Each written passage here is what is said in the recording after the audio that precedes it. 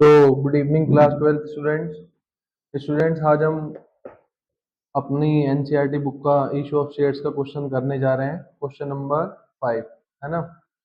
Mohit glass limited issued 20,000 shares of 100 rupees each at RS rupees 110 per share, payable 30 rupees application, 40 rupees on allotment including premium। मैंने पहले ही आपको बताया है कि हमारी अलॉटमेंट पर ही प्रीमियम बाय डिफॉल्ट लगाई जाती है।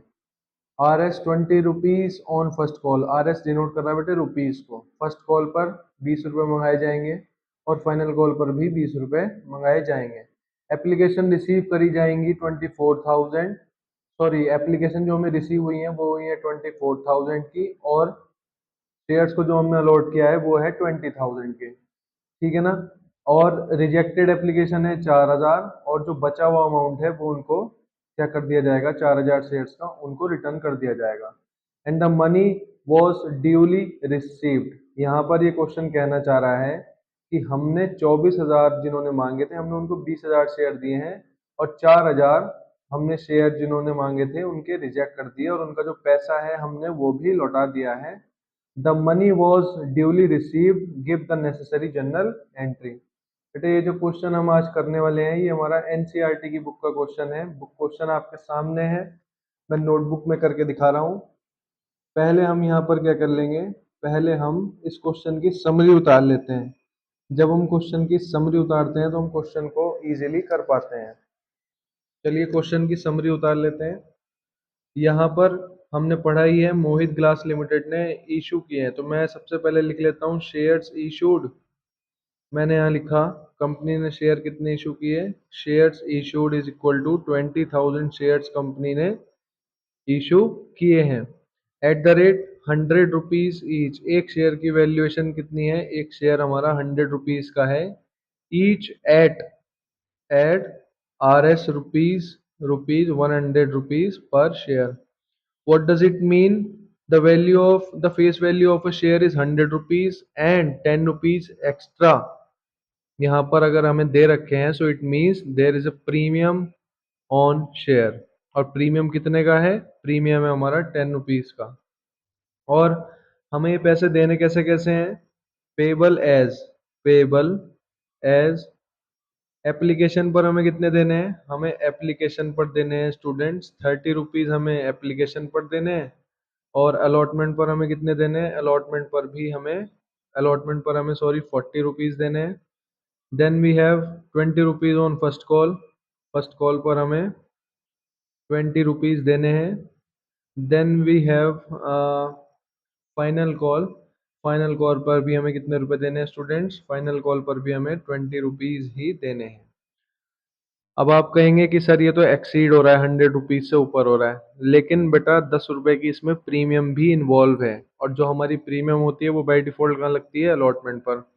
काउंट करते हैं कितने बैठ रहे हैं, 40 प्लस 30 70, 70 और 20 कितने होते हैं, 90, 90 और 20 कितने होते हैं, 110। तो यहाँ पर 10 रुपीज ही एक्स्ट्रा आ रहे हैं, जो 10 रुपीज एक्स्ट्रा आ रहे हैं वो प्रीमियम के होते हैं, और प्रीमियम कहाँ लगती है, अलॉटमेंट पर। तो यहाँ लिख देंगे इंक्लूडिंग प्रीमियम। क्या लिखेंगे, इंक्लूडिंग प्रीमियम। इंक्लूडिंग मैंने प्रीमियम यहाँ पर लिख दिया। ठीक है ना।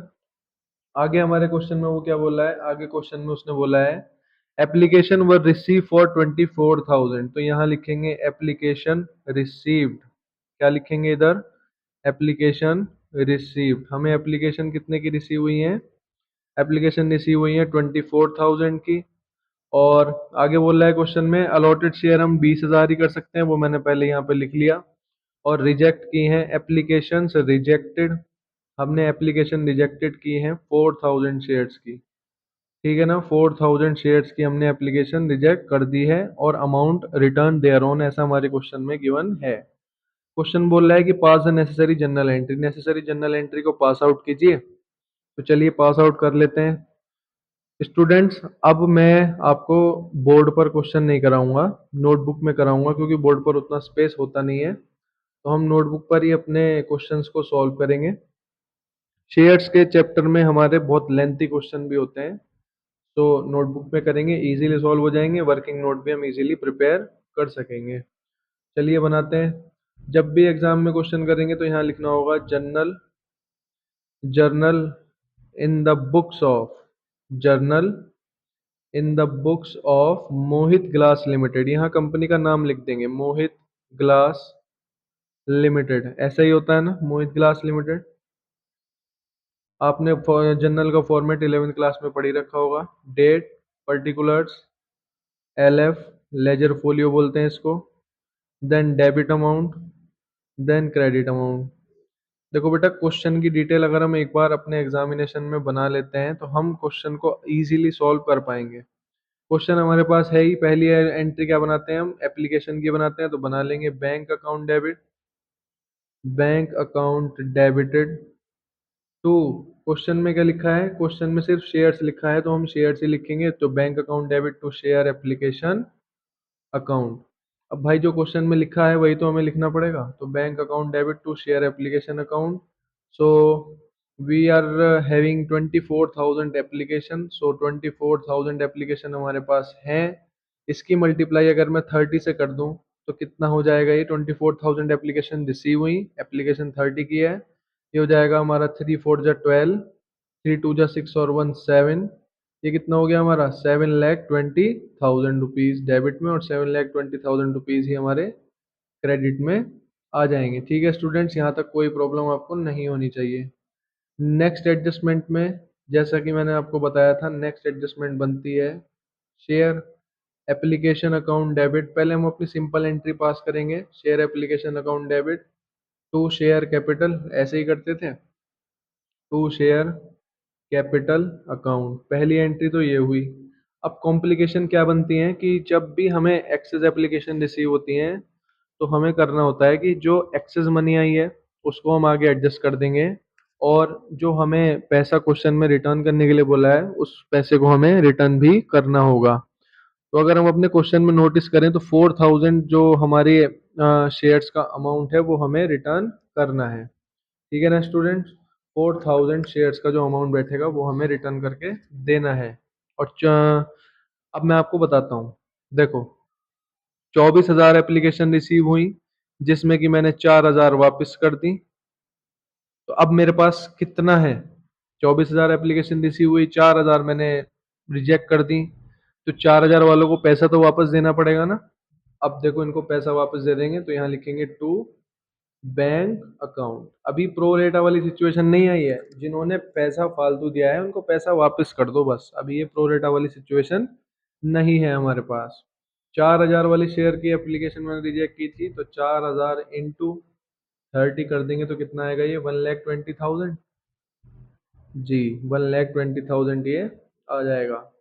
अब यहाँ मल्टीप्लाई करेंगे 20,000 से। बेटे जब भी शेयर कैपिटल में हमें अमाउंट ट्रांसफर करना होता है तो शेयर कैपिटल में ट्रांसफर करने के लिए हमें उस अमाउंट से मल्टीप्लाई करनी होती है जितने शेयर कंपनी इशू कर रही है। तो कंपनी कितने शेयर इशू कर रही है, 20,000, तो 3 2 जा 6, तो 6 लाख रुपए कंपनी को एक्चुअल अमाउंट रिसीव होने वाला है शेयर इशू करने पर। ठीक है ना, तो ये आ गया 7,20,000। अब इस एंट्री का मतलब क्या है, शेयर कैपिटल में ट्रांसफर हो गया मेरा 6 लाख रुपए, और बैंक में मैंने उन लोगों के खाते में वो पैसा ट्रांसफर कर दिया जिन्होंने मुझसे शेयर परचेज करने के लिए एप्लीकेशन तो दी थी, लेकिन मैं उनको शेयर दे नहीं पाया, तो मैंने उनका पैसा रिटर्न कर दिया। ठीक है ना। नेक्स्ट एंट्री पे आते हैं स्टूडेंट्स। नेक्स्ट एंट्री है हमारी अलॉटमेंट की, बनाते हैं एंट्री। यहाँ होगा share allotment account debit, share allotment account debit to share capital, कुछ ऐसे ही करते थे ना, share allotment account debit to share capital account. What will be the amount, मैंने आपको बताया था जब हम अलॉटमेंट पर चले जाएंगे तो 20,000 से ही अपना क्वेश्चन स्टार्ट करेंगे, तो 20,000 मल्टीप्लाइड बाई, सॉरी अभी हमने एक एंट्री यहाँ पर छोड़ दी क्योंकि इसमें प्रीमियम भी है तो वो लिखना पड़ेगा, तो to securities premium, to securities premium reserve account, reserve account. ठीक है, सिक्योरिटीज प्रीमियम रिजर्व में यहाँ पर लिखेंगे हम 20,000 इंटू 10, 20,000 शेयर इशू किए और 10 रुपए का प्रीमियम है, so it will be 2 lakh, ये 2 लाख रुपए हो जाएगा। और यहाँ 20,000 की गुणा अगेन किससे करेंगे, यहाँ पर हम 20,000 की गुणा हम करेंगे 100 से, सॉरी 100 से नहीं करेंगे, 30 से करेंगे, क्योंकि अलॉटमेंट तो 30 की है ना।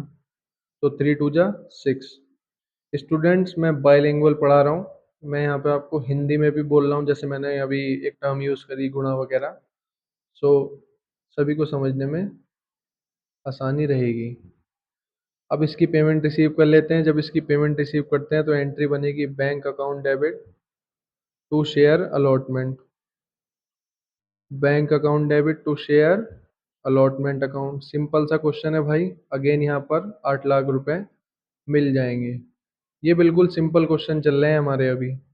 फर्स्ट कॉल की एंट्री ऐसे ही बना लो, यहाँ लिखो share first call account debit, share first call, share first call account debit to share capital account. तो स्टूडेंट्स वो थोड़ा अभी क्या बोलते हैं उसको, मैं थोड़ा सा कैमरे को कवर अप नहीं कर पाया था नोटबुक पर, तो आई होप आपको अभी दिख रहा होगा। सो 20,000 multiply by 20, so it will become 4 lakh rupees, right.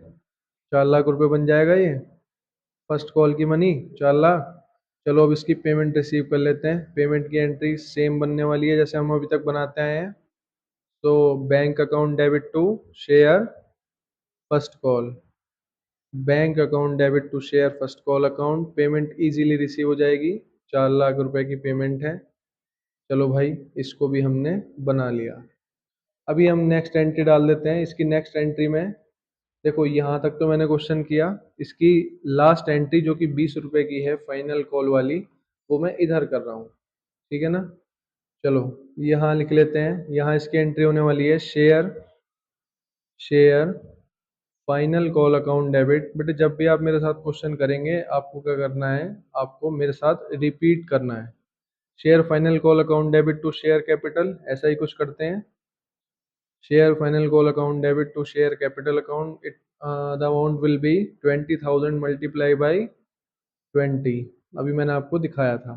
तो कितना हो जाएगा ये, अगेन 4 लाख रुपीज।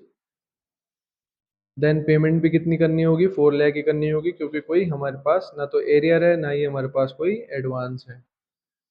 अभी तक हम अपने चैनल पर एडवांस का कंसेप्ट कर चुके थे, ओवर सब्सक्रिप्शन का कर चुके थे, प्रोरेटा का कर चुके थे। अभी हम क्या करने वाले हैं, प्रैक्टिकल क्वेश्चन कर रहे हैं धीरे धीरे। Share final call account debit to share capital, now payment की entry bank account debit to share final call account. तो ये भी हमारी 4 लाख रुपीज से हो जाएगी एंट्री। ठीक है स्टूडेंट्स, अगर आपको कोई भी डाउट आएगा आप मुझे कमेंट सेक्शन में बता सकते हो। मैं आपको कोशिश करूँगा कि नेक्स्ट डे ही उस चीज़ का सॉल्यूशन प्रोवाइड करा दूँ, ठीक है ना।